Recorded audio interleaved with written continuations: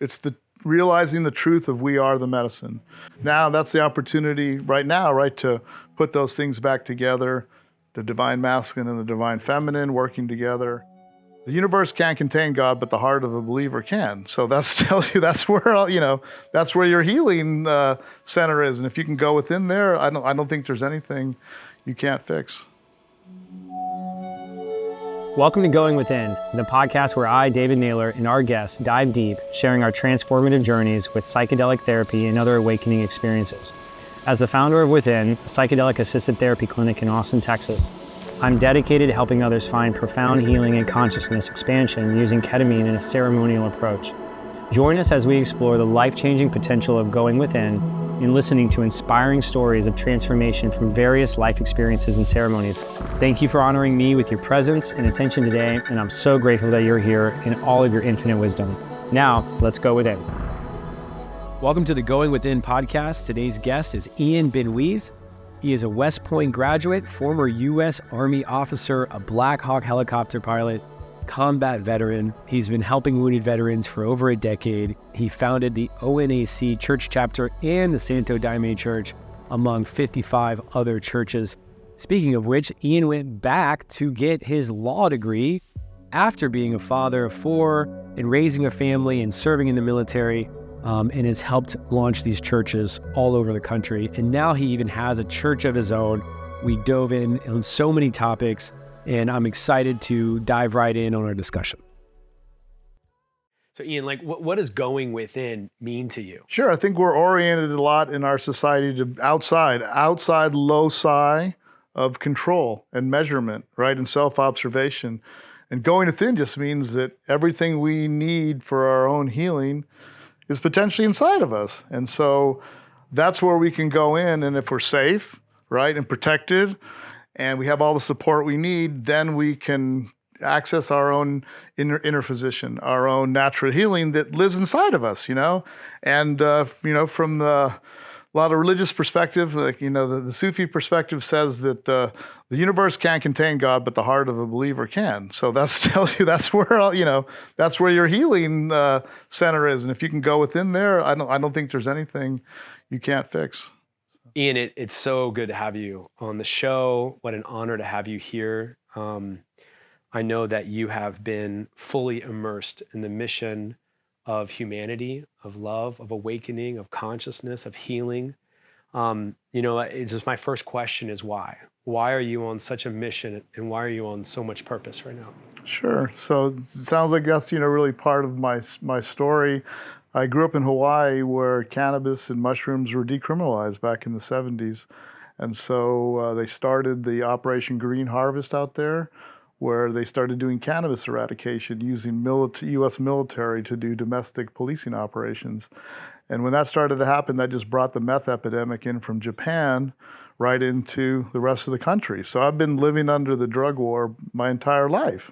And that's why my mission is to change that, because it's not working for us and it's killing people. Well, and that's interesting because you actually went to war and you went into the service of our country. Tell us a little bit about that. Sure. So I'm a West Point graduate and former U.S. Army officer, and I was a Blackhawk helicopter pilot in Operation Just Cause in the Republic of Panama.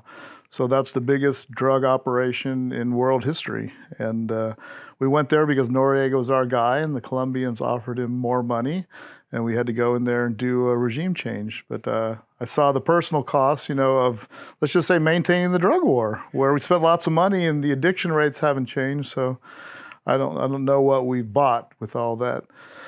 Yeah, blood, sweat, and tears. It's fascinating, the story of war. Tell us the impact when you came back from war and your personal journey of what you had to essentially heal from and go within, and what did you awaken to? Curious how was there any trauma? What was your story like? Sure. So through my military service, I got, like, no surprise, PTSD, right? Post-traumatic stress disorder. So the biggest correlator for PTSD is childhood trauma. So if you have childhood trauma, like everybody, to begin with, then you go to the war stuff and it just piles more on top of that.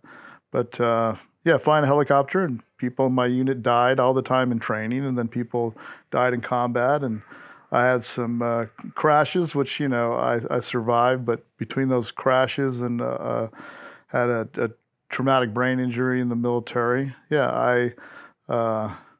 Was eventually became a disabled veteran in the past couple of years when I finally filed my VA claim. But that was a result of my service. So I got out of the Army and in California at Fort Ord. My unit flew more night vision goggle hours than anyone except the Task Force 160, the Blackhawk down guys, and that's what my unit was rolled up into when they shut down Fort Ord. And so, so I got out and I came to Austin, Texas. What year was that? 1990. Yeah. Wow. Right before Desert Storm. So I was a pilot in command as a commissioned officer, which you usually don't get to do that because I was in Panama. And so I'm like, well, for sure they're going to invite me to Iraq. And when they didn't, I'm like, okay, I'm not going to complain at all. And so I moved to Austin or Texas really. I'm from Hawaii originally, and then, didn't want to move to anywhere cold, and the coasts are really nice, but they're expensive. And I said, Texas, used to be its own republic, all that kind of stuff. There's still kind of has a frontier spirit. So yeah, I moved here to Austin and became a pharmaceutical rep for Pfizer. What did you learn about that? Well, first off, Pfizer was at such the peak that even back then that we had 2 divisions of 600 sales reps, and 85% of that were West Pointers. Oh my gosh. So Pfizer was literally buying the integrity of West Pointers to promote its stuff. So I saw that there was obviously good medicines that could help people, but I mostly saw that there was lifestyle medicines that the doctor was giving to a patient, because the patient's like, my blood pressure's high. And the doctor, instead of saying, well, you can eat less cheeseburgers and work out some, the doctor's like, here's a lifestyle drug that'll treat your blood pressure, but you're still going to be sick. It didn't treat the root. It only covered the symptom. And so you saw a little bit of capitalism and corruption, I would say. Yeah, and what happens is the minute you get one of these drugs, it has a built-in side effect. And then you got to have to take another drug for that side effect. So you take the high blood pressure medication, and let's just say then your business doesn't work. You can't have relations with your lover, and so they have to give you a medicine for that, right? And then he gets to go back to the doctor, and he gets another visit, payday, wow. Yeah, and then that drug has another side effect that they give you another drug for. I'd meet people that were on 10, 12 medications, and they could only remember the reasons for the last 2. They couldn't even remember why they were on the other one. So I saw the good it can do, right? And then I saw this was when the synthetic opiates really started to take off, and then the same thing with the SSRIs. So there was a lot of hype around that, but it was misplaced. And then, of course, they weren't talking about the downsides of these things. And so I saw all that promise, you know what I mean, but not really be fulfilled. So tell us now how you came into psychedelic medicine and therapy for yourself and how that changed your life. Sure. So I knew that these medicines were a thing growing up in Hawaii. Yeah. Everyone grew cannabis. Mushrooms grew around my high school. So when I got out of the military, I didn't know there was terms like trauma or any of these other kind of things. I just knew that I needed to do some work on myself so that I could, be in society. And so I could get married, have a job, have kids, do all that kind of stuff. And I knew those medicines were the pathway to do that. So basically in law school from 94 to 97, So you went back to law school. Yeah, so once I got kind of, I did the Pfizer thing, and I'm like, this is cool. This is not my future. I'm back in the civilian world now. What do I want to do? I'm like, I want to get more schooling and be able to do more things from there. And law school made sense for that. And then I just worked on myself for basically 3 years straight. Wow. All the medicines you can imagine, and just use those regularly to do my work. And that got me to the point where I could do the corporate world and all that for a while before it turned out to my next round of healing, When you started taking psychedelic medicine and therapy, help our viewers understand, like, did you do it with a guide, a therapist, yourself, and then what was your experience like awakening to consciousness or healing your nervous system? Walk us through a little bit of a journey, for Sure, example. sure. Well, I think it's good to put it in like these waves of the psychedelics, right? The first wave was with Timothy Leary and those folks right in the 60s. The second wave was Terrence McKenna, the internet, PC, and basement shamans. And that's when I like came up in that time frame. And now we're in the third wave where it's all going mainstream. So accurate. Yeah. Wow. So for me back in the day, the second wave was that you took these medicines with your homies, you know, your loved ones at home in your basement or not. And Or at S01. Out at Big Sur, yeah. right? If you All the had those kind connections. of connections for sure. And but there were a lot of basement shamans, and people use these forums and groups to share information. It's like, well, how do you extract this out of that? And if I take this, how much should I take? So back then it was me and my wife. You know, we were the tripping partners, and it was doing ceremony in our own house together. Many times. So that was our program. I didn't have any of this lineage understanding or experience. At that wave, exposure. there were no protocols in place. No. You essentially were pioneering and learning along with these other second wave generation how to build the protocols that we now see today. Yeah, exactly. Because we know in the 60s, like, you know, they had this awakening, this consciousness, you know, but people didn't have the programs to put that into action to get the benefits for the long term, to see the fruits. They didn't have the tools and the protocols in the community to plant that stuff in the ground to be able to, you know, get fruits from it later. So. Well, thank you for your pioneering work for all of us third wavers. That's amazing.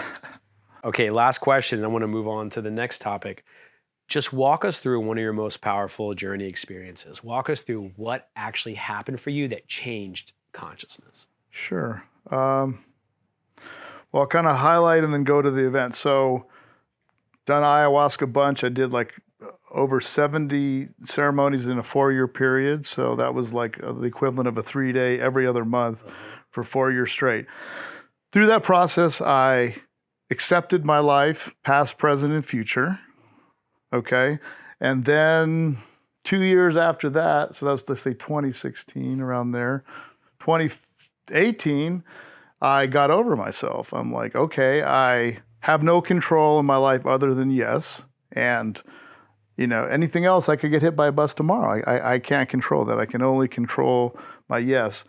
And so accepting my life and getting over myself, then I'm like, I don't want to get out of the medicine. I remember I did ayahuasca for 2 weekends, and I had just such a natural high and just being all cleaned out and everything that I remember coming down like a week later. I was driving in my car, and all of a sudden it was like my feet hit the ground. I was like, what just happened? It's like, oh, I just came down from the high that I've been on for 2 weeks, you know?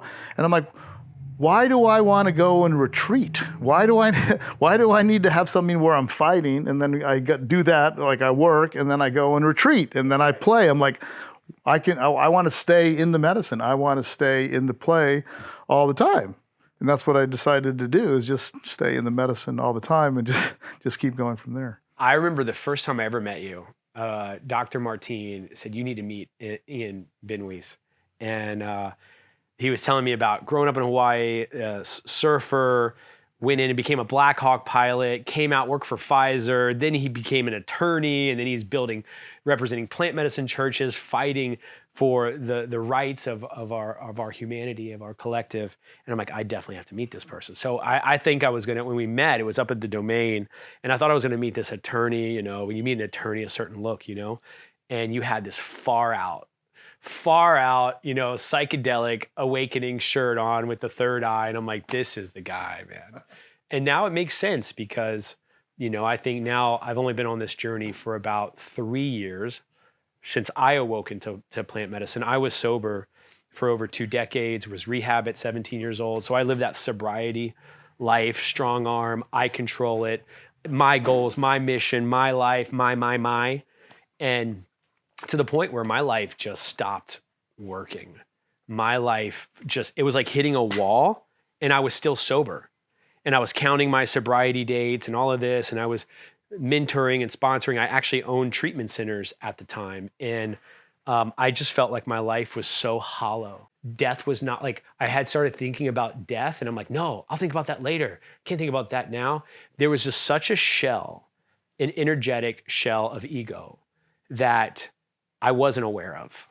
And that's when, and I used to make fun of people going to do plant medicine, ayahuasca, the jungle, mushrooms. I'm like, you guys are just doing drugs. You guys are just chasing a high outside yourself.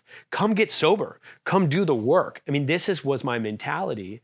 And it was interesting because, that year, 2019, everything froze for me and I just couldn't even get up and go to work. And I remember someone inviting me to do a plant medicine journey. And like you, plant medicine, sacrament, what is this language, right? Safe, set, and setting, intention and prayer. To me, this was a whole new language because all I knew was shrooms and raves and kind of that old language around drugs. I don't even use the word drugs anymore because to me, this really is a medicine and it's sacred. And so just to kind of share a little bit about what happened was I ended up sitting, even though I was afraid because I thought I was going to lose my sobriety date. Yeah. And then I thought all the judgment from my recovery community was going to come. And it did, but like I had to trust my body because my body was saying yes, but my mind was saying, no, drugs, lose control. No, don't do it, right? So my mind was afraid, but I listened to my body because every part of my body said yes. And I didn't know what that meant. I never knew what was listening to my body was, right? My whole life I listened to my mind. And so I sat in that first hour, I laughed like a hyena. I couldn't stop. I was rolling on the ground laughing and I just couldn't stop. And I was a serious person. So that was cathartic. My body was healing. The next hour, weeping like a little baby. I had never wept since my dad died like 15 years ago. And I just wept. My shirt was soaking. In that final hour, January 21st, I was sitting by the fire and I became one with everything. And it was like a 4-gram dose, right? But it was beautiful. And from ever then, that's when I jumped in. And it's similar, 40 ayahuasca sits and sitting with therapists and going to Peru and sitting with space holders. It has been a journey of awakening, of healing, of oneness, of connection, of belonging, of love, consciousness. It's just been a wild, amazing, beautiful ride. So such an honor to be here with you. My next topic is, I really want to hear about your mission right now. Your whole life has been leading up to this mission. You've represented churches, being an attorney. You now have a church. Tell us about your church. Sure. So after I did this first round of healing in the mid-90s while I was in law school, then I went and became a father, had 4 kids, raised them, was in the corporate world. That's another life I forgot to count. And yet things caught up with me, you know what I mean? And again, I didn't know words like trauma or any of those kind of things. And then in 2014, I went to the first veterans cannabis, gathering here in Austin. Right. And all these vets, they're talking about PTSD and all the meds that they're on and suicide and all this stuff. And I just started crying. And I'm just like, why am I crying? Like I know this stuff, but I'm like, oh, I still have stuff inside of me that I still have to work on. So I'm like, oh, healing round 2.0. I did the one in law school. Now I'm like, it's time to do that. And that's really, I didn't hang out with veterans at all before that, other than a couple of friends, from back in the day. And so that's what got me here in 2015. I drank ayahuasca back in 1997 with Terrence McKenna's ayahuasca. And then Don Agustin Rivas Vasquez, the granddaddy shaman from Peru of a lot of these people, came here to Austin in 1998. And so I sat with him and I'd done 5-MeO like back in 95, but I didn't have the community. I didn't have the support structure, to keep on doing those things. Right. And instead my kids and my family were my medicine. And then after meeting veterans in 2014, I started sitting ayahuasca again in 2015. And that's where I did that like 4-year period and working with other medicines, iboga and toad all the way through. And then me and Ben Moore, who's part of our church, another veteran, going to Mexico to figure out how to treat all these veterans. And we know people would go to Peru or Costa Rica or Mexico. And then during COVID, they instituted the travel ban. If you got positive coming back in, you'd have to spend 10 to 14 days in the country. So people couldn't go to a retreat for for 10 days and then have a chance to spend another 10 days, or for 14 and have another chance to be gone for a whole month. So that just pushed everyone here in the United States that was already doing this kind of church stuff to reach out to me and Greg Lake, my law partner, who's also a co-founder of the church, to say, hey, I've been doing this kind of church stuff. Am I a church? Should I church? Or I've already been to church. How do I protect myself? How do I enshrine my rights? And that's really what we've been doing, helping over like 50, maybe 60 different churches. But we certainly weren't thinking while we were doing that we were going to end up focusing on our own church.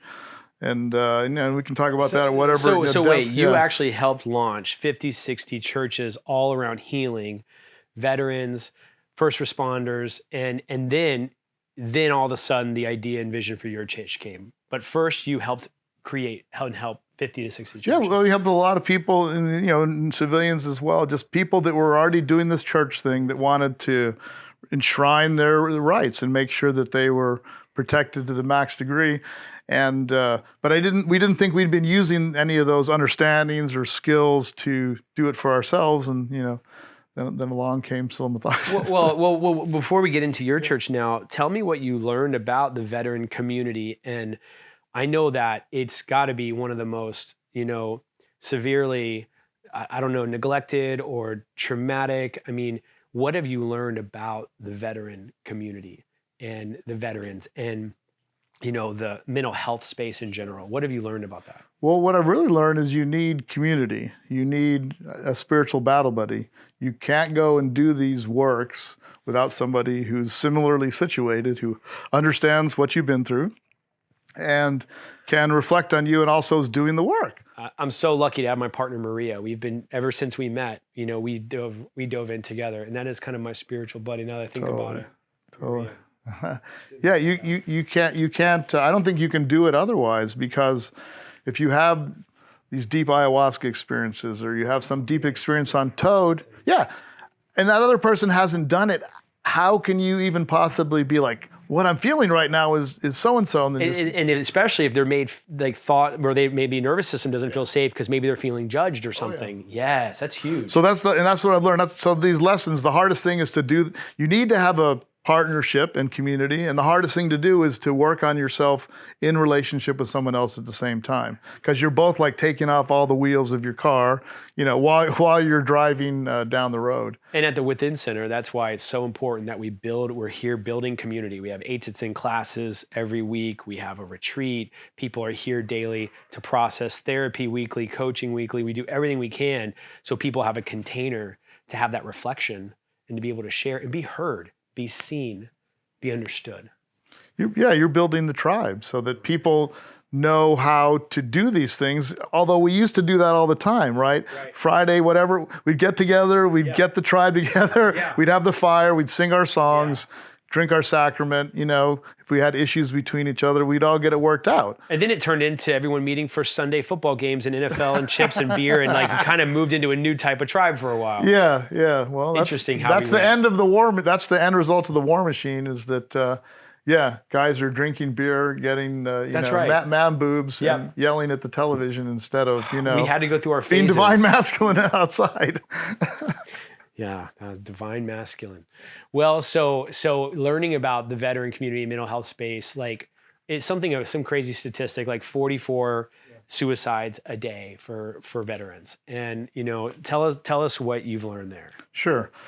We have a suicide crisis. Veterans represent an outsized portion of that. They're 7% of the population, and I think the suicide numbers are maybe like almost as high as 18 or 20% of the overall total. And veterans just represent the rest of society. So the government used to say 22 a day. Now, independent study at the University of Alabama with other universities says it's at least 44. But before, half the states don't even report the suicide data, and they count a lot of things like overdoses, which are otherwise intentional. They don't count them as suicide. So we've got a veteran healthcare crisis that just is reflective, and it just is an advance warning for everybody else. It's when the government controls your healthcare fully like that, And then the government is giving these veterans 20 to 30 medicines, well, some of them which, well, they're already on active duty. And then when they come off, they get the full cocktail. And the side effects of these medicines are suicide and suicidal ideation. Yeah. So they're pharmaceutical prisoners of war, and their road leads to a dead end called them killing themselves. That's right. Because you think about just putting a civilian on medication, now you're putting a war vet with deep trauma on that medication. It's just double the damage. Yeah, and it's like it takes care of any kind of war crimes, because like they're not going to talk about that stuff except to another veteran. Why do you think our society set it up this way? Oh, why is the whole thing set up this way? Because war has less cruelty under the curve to get us all networked up where we don't have to kill each other. So war connects the planet up. It gets all the, the supply chains going, and then spins off all of these life-saving technologies, right? That we're using from war stuff because people are getting blown up and whatnot, but all these life-saving technologies that otherwise someone might die in a car accident because of stuff they learned in Iraq with IEDs, they can use it for people for the life-saving benefit. So ultimately, we have war to get networked up faster as a planet so we don't have to keep on fighting war. And we already see that because you can't fight war in the modern age without collateral damage, which makes it completely unethical. And when, I'm saying, and when everyone's a potential enemy combatant and the war is going on 24/7, in World War II, people spent an average of 44 days in combat. In Vietnam, it was over like 270. And then modern war in Iraq and Afghanistan, 365 days a year, 24/7. Anybody could be blowing you up, shooting at you, killing you. That's the end of war. And you can't, we're like, oh, in 9/11, brown guys came over here and blew us up. We'll go over there and blow them up. Like that's literally the thinking. That's what happened. But then in COVID, 19 years later, it's like, wow, there's the enemies. There's nowhere to go. There's just war all the time. And there's nowhere to run to avoid the war. And you can't touch anybody else without them touching you back. So it's all you. So there's no one to fight against anymore. Do you think that with the acceleration of war and pain and darkness, do you think this is accelerating our healing as well? Are we seeing healing happening accelerated? That's what I think that's the only way that it makes any sense. Like otherwise it's a lot of cruelty, right? Is that we get smarter faster so we can get to mercy faster, but we got to go through the hate and anger and all their other stuff to learn that and to transcend, to go past it, to go through it. So we came from the solar plexus age, solar plexus ruled by the sun. That's war. That's war. I'm just like Mars. And so now we're entering an age where the divine masculine has been in control. And since you basically had the German beer purity laws in the 1500s, it used to be all the ladies were making all the brews in their cauldron for the husbands and the other people in the family. And the Germans said, no, here's the ingredients, and then who controls all the grain? And then we just have hundreds of years of drug war where we got the so-called spice trade, and we got opium wars and all this other stuff. So, what's your prediction on when we'll have a world where there's just such little crime, and we are connected, we're kind, we're loving, do you see that happening? Yeah. And when would you predict that? Wow. So I think this is the beating swords into plowshares, right? And spears into pruning hooks. These aren't like, ideas that somebody took ayahuasca or toad and just came up with. These are long ideas that there's going to be a time where war doesn't serve any purpose anymore. Right. It's not needed. And who's going to show that truth but the warriors that are the output of the war machine? This is the after action report that we're giving back to the public called, we've exhausted the limits of what war can do. Now we need to look at an alternative.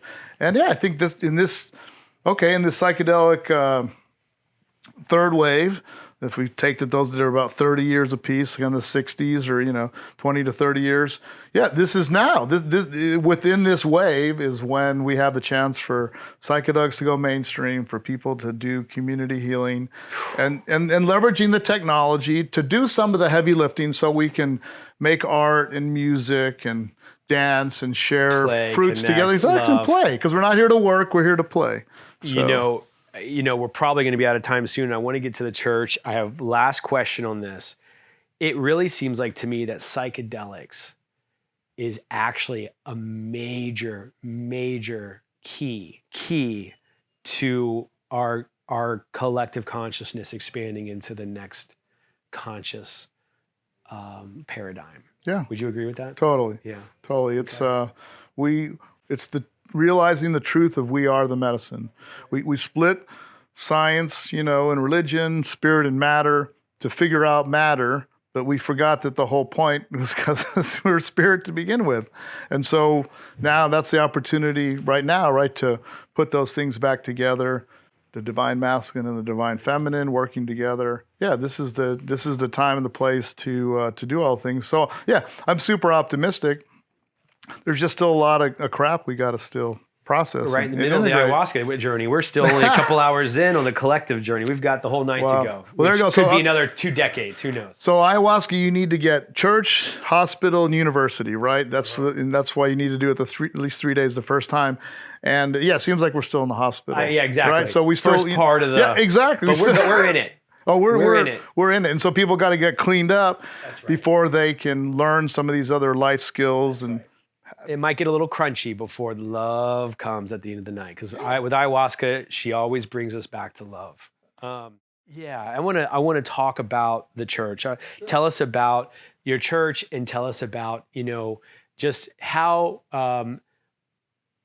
it has come into fruition and the difference it's making and how people can find you. Sure. So we're on the web, silamathoxin.com, silamathoxin.com. Yeah, or someone can just Google you Yeah, and you will come up. goodness. Don't worry, just Google Goodness. Ian. And so, our church came into being because I've worked with 5-MeO a lot, on myself and other people, and it's incredible the release that can be delivered right through a deeper dive dose. And we also all know that the afterglow effect is really incredible, and that's where there's a lot of therapeutic opportunity, right? If you want to be able to have more of that interaction. So I'm like, how do I get that afterglow without only packaging it with the deep dive, the deep release? Right. And I'm like, well, I don't really want to use an MAOI. That's what ayahuasca does, and that's pretty high tech. And we know it got to be really clean. And a lot of veterans are on meds where that's not really going to jive. So I'm like, how do I get an oral, version of 5-MeO? And that's where, through. Well, how did you? That's fascinating. Yeah. That blows my mind. Well, I mean, ultimately, ultimately, I saw that you needed to put these things together in a sacred synthesis for all this to happen. And so I found Sasha Shulgin's treasure map on the internet. Okay, in 1965, the Pasteur Institute, Mark Julia, they synthesized Silamathoxin in a 10-step process from vanilla. And just so I know and the guests, like the viewers, what is Silamathoxin? Sure. Don't have my handy molecule with me here, okay, but it's a molecule. Yeah, exactly. It is a molecule. Yeah, it's 4-hydroxy, 5-methoxy, DMT, dimethyltryptamine. Wow. So that can be taken orally. Wow. So if you and I take DMT without the ayahuasca part, it doesn't work. Our stomach breaks it down. If we put a 4-hydroxyl, an oxygen and a hydrogen in the fourth position, that keeps it from being broken down, and it makes the DMT orally active. So psilocin is just really orally active DMT, 4-hydroxyl DMT. If you feed the mushrooms 5-MeO DMT, they 4-hydroxylate it. They 4-hydroxylated THC, they 4-hydroxylated DIPT, DET. When you say the mushrooms 4-hydroxylated, tell us what that means. Sure, that means that the mushrooms have an enzyme, PSIH, and it's a hydroxylase enzyme. So that enzyme in water, where you get all your hydrogens and your oxygens from, it takes that hydroxyl, OH, and it literally attaches it to the molecule in the fourth positions. And Shulgin said this. Someone said to him, if other people have done this with the mushrooms, with other substances, why isn't silamathoxin in your book? Tikal, tryptamines I've known and loved. He said, because it doesn't exist in nature. It's totally legal. And he said, I give you even odds that if you take mushroom spores and 5-MeO DMT and you put them on a cow patty, cow manure, that it'll make silamathoxin. And I'm just like, Shulgin, even odds. I'm like, that's already better. That's already better than even odds. And so then I was kind of like, why hadn't anybody done it? I don't know why, but I had a friend do it, and then it worked. And then I took it and I shared with other people, and it worked more. So we just kept on going. And now you have a whole church. Yeah. Tell us about your community, where it is, where they can find Sure. it. So you can find us online, and we have members all across the world. We've shipped our sacrament internationally. So we have about 15. And guys, they can legally ship this supplement of mushroom, psilocybin, and 5-MeO-DMT. This is extraordinary. Yeah, so the idea, of course, is because it's the mushroom, there's always going to be trace amounts of psilocin and psilocybin in there. 'Cause this is the mushroom does, just like the cannabis plant is going to grow THC, of course, even if you call it hemp. Right. And so, but if you feed it enough 5-MeO, it only makes trace amounts of those other substances, it makes the predominance of the silamathoxin. That's amazing. So we've got regular every other Sunday services, right? And then we have integration. Where's your service? It's online. So Okay. yeah, exactly. You Perfect. attend online. We've got an integration group, then we've got a veteran integration group, we've got a recovery integration group, and then we're building, let's just say communities all across the country. These people really, it's more than like a mycelium. They're self-organizing themselves. Okay. We've got a Discord server and stuff like that they're using as a platform, but that's how they're organizing. So yeah, I just leave it at this. The people ask me a lot, how big is the church going to get? I have no idea. But there's 75 million people on SSRIs, one out of every 4 Americans, and there's 61 million people in the Catholic Church. So it just gives you an idea, like we got a big problem. Big problem. And the doctors give these drugs without telling people that they might be on them forever and that they could be difficult to get off. And that's really, I think, is criminal. And we see this at the Within Center. We see our clients come here and they're getting off their SSRIs and medications that they've been on, all these different ones for the different, subgroups and what was you were saying? They take another. It gives them another side effect when they take another drug. Yeah. Right. And so we are seeing clients getting off all these medications and coming into alignment, coming into their breath, coming into owning their truth, coming into knowing their sense of oneness. I mean, it's profound what we're seeing here, and I'm sure you're seeing the same. It's amazing. Amen. Last question. I gotta end with this one. When you take the silamathoxin, and is it a microdose? Is it a hero's dose? Or and what's the experience? Like, how can it actually help someone in their day-to-day? Sure. I think a lot of people are learning about microdosing. Yes. And mostly common microdosing with psilocin and psilocybin, right? Or LSD, or even DMT. And the challenge with those medicines is that because they work in the 5-HT2A receptor system, they develop tolerance. Mm-hmm. So if you're trying to use those medicines as a replacement therapy for SSRIs, it really doesn't work, because the minute you go above subperceptual into perceptual, it can affect your functionality for whatever you might be doing, and then you're going to have to take more the next day to get the same results, which means at some point you're going to have to take time off. And for people that have been on meds for 10 or 15 years, that's just not really an option. 5-MeO-DMT and likewise silamathoxin work in the 5-HT1A receptors, which is also where all the SSRIs work. So they've literally hijacked the SSRIs. 5-HT2A is for change. 5-HT1A is for surrender. So it's really the serenity prayer.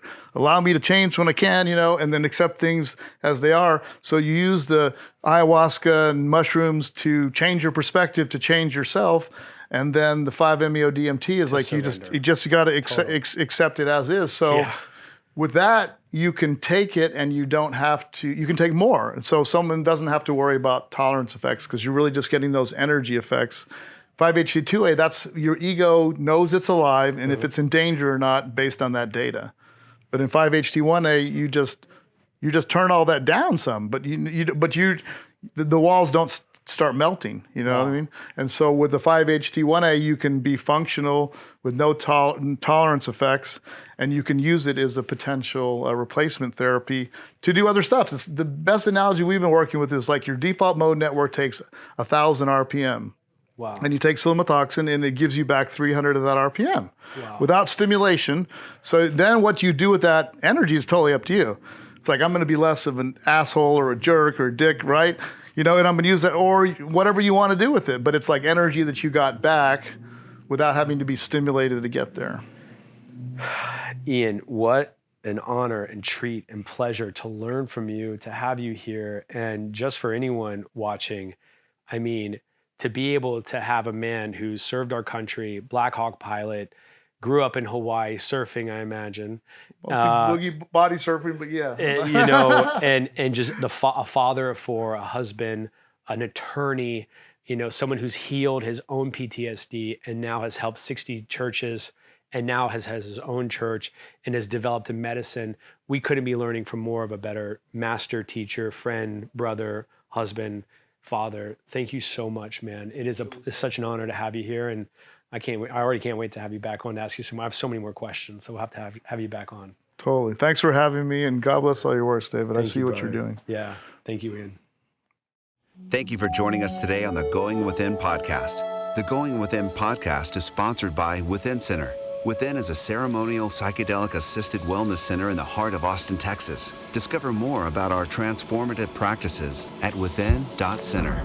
If you enjoyed this episode, we kindly invite you to follow us and share your thoughts with a review. Going Within is hosted by David Naylor, production led by Patrick Stanger, and filming and production by Rare Media.